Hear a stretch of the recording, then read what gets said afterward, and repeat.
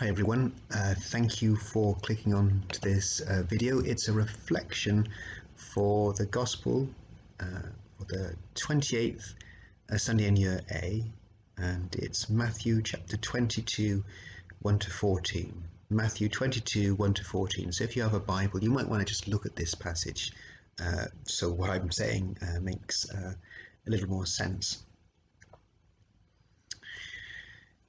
Peace be with you. Wherever you are, wherever you are, however this week has gone, God's peace be with you. An offer you cannot refuse. If there are invitations in life that you really cannot turn down, like when your local surgery calls to say, we'd like you to come in for some tests, you'd be an idiot to just turn that down. When your boss says, I need to have a chat with you, you'd be mad just to brush her off. If a member of your family or your spouse said, there's this event, there's this celebration, there's this thing going on, and it's very important to me that you come, you'd be a heartless fool just to ignore that. In the story Jesus tells this morning to the chief priests and to the leaders of the people, that's his audience, Jesus says the kingdom of heaven may be compared to a king who sent out invitations to a wedding feast for his son.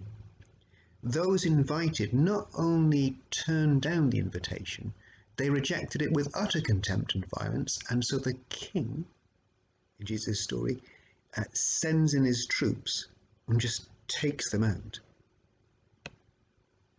The kingdom of heaven can be compared to a king? Really? When I say the word king, I don't know what comes into your mind. You know, Elvis or Martin Luther King, Barry John. Let me tell you what would come into the mind of someone living in Israel in about AD 30. Let me tell you a bit about Middle Eastern kings 2,000 years ago in that region. Put it this way, they'd make Donald Trump look like Mother Teresa. Do you remember King Herod the Great, the one who had all the little children in Bethlehem murdered? That's the one. He had his wife executed, one of his sons strangled to death, and two other children executed. And he had these mad, paranoid thoughts that they were conspiring against him. His son, Archelaus, was just the same. And then there's Herod Antipas, who ran off with his brother's wife and had John the Baptist's head cut off. When people heard Jesus mention a king, that's the kind of image that people would have in their heads. The kingdom of heaven can be compared to a king. What can be compared to a murderer, a cheat, one who'd take your life without a second thought.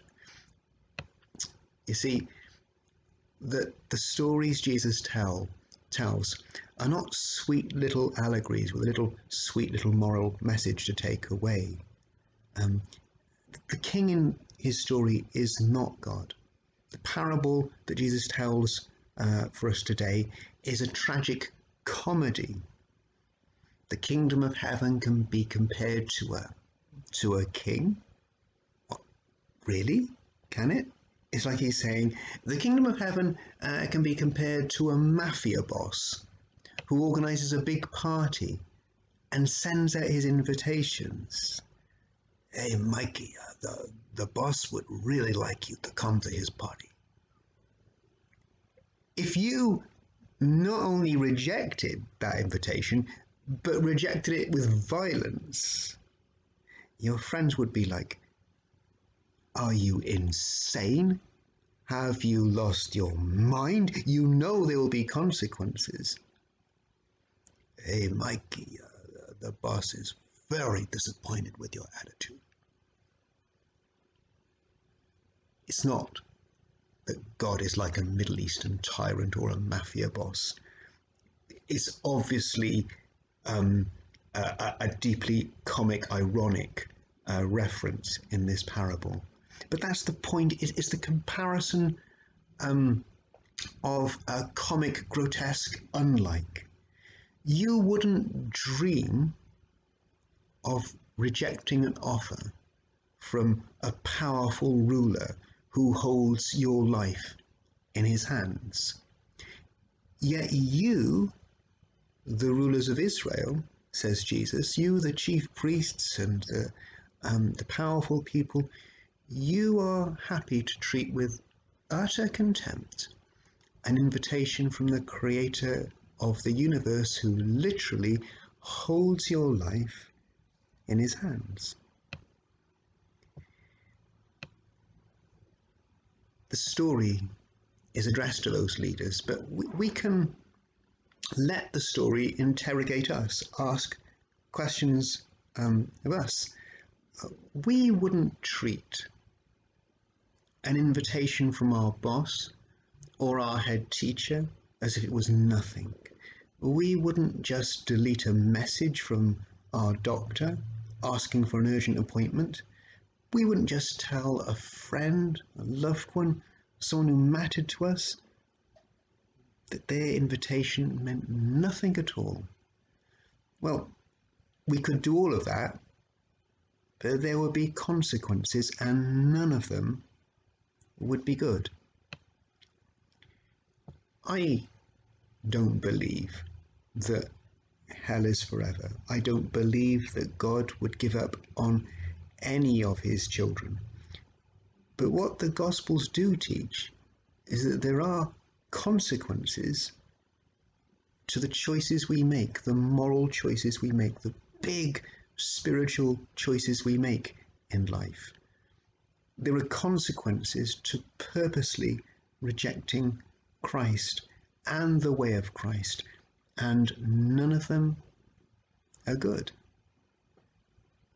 We will all be judged by how we respond to Jesus, and how we respond to Jesus in disguise, Jesus in the poor, the broken, the forgotten. Did we welcome their invitation? Did we respond to their plea, to their cry? Or did we just ignore it, delete it, throw it away? The feast is ready. The food, the wine, the love is here, and I want you to come. That is the invitation that God in Jesus makes to all of us. We'd be out of our minds to just throw that away. And let's go to the second part of the story.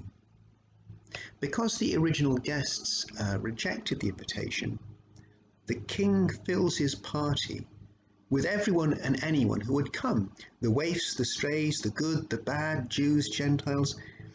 The leaders and teachers of Israel wanted nothing to do with Jesus, and they didn't want to go anywhere near that kind of feast. The feast of compassion and mercy and new life that Jesus was bringing to the world. But the poor and the broken and the rejects and the Gentiles and the Samaritans and the failed Jews and the half-Jews, they all came running. Now here's the thing. If you accept the king's shilling, you're his man. If you sit down at the table of Don Corleone, he owns you. If you come to the wedding feast of the king, you need to show your allegiance to him and wear it, because from now on you are his. What are the clothes we need to wear to show that we belong to Christ? Because we belong to him if we have accepted his invitation. Well, they're not clothes for the body, but the heart. St. Paul in Colossians chapter 3 says, you are the people of God. He loves you and he has chosen you for his own. So then, you must clothe yourselves with compassion, kindness, humility, gentleness, and patience. You must forgive one another, just as the Lord has forgiven you. That's how you must clothe yourselves. This is how the people of God should dress. Clothing not for the body, but the heart. And then there's this man in Jesus' story who wants to wear none of that. So he's thrown out. The church, God's people, are full of individuals who want to wear nothing of the gospel in their lives. Father John Gribben of the Community of the Resurrection in Mirfield, he told me about a priest who served as a curate in Northern Ireland in the 1970s. And when this curate came to his parish, someone said to him, with a straight face, "I hope you're not going to preach any of that love your enemies crap." And Father John also told me about some Christians in the 1970s who were doing some cross-community work, doing peace walks, with Catholic and Protestant church leaders, walking side by side, hand in hand.